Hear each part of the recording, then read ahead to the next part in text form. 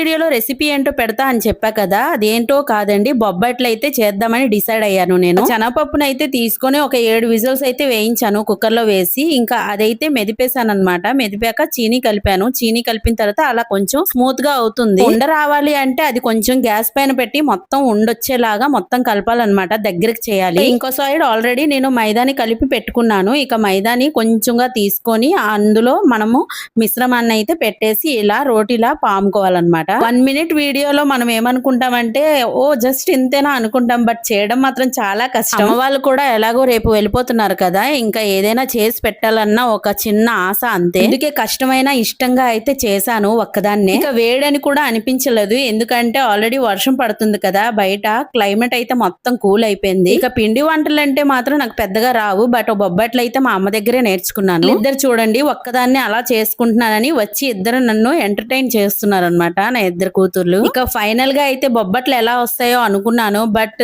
ఆ దేవుడి దయ వల్ల అయితే బానే వచ్చాయి, చాలా బాగా వచ్చాయి. ముందు 2 టైమ్స్ చేశాను, అప్పుడు బానే వచ్చాయి, బట్ ఇంతలా బాగా రాలేదు. ఇక బొబ్బట్లన్నీ కంప్లీట్ చేశాక ఎలా ఉన్నాయా అని టేస్ట్ నేనే చేశాను, బట్ నేనైతే మాటల్లో చెప్పలేకపోయినా అంత బాగా వచ్చాయి అన్నమాట. వీడియో నచ్చితే లైక్ ఇచ్చి ఛానల్ ని సబ్స్క్రైబ్ చేసుకోండి. నెక్స్ట్ వీడియోలో మళ్ళీ కలుద్దాం. Take care all.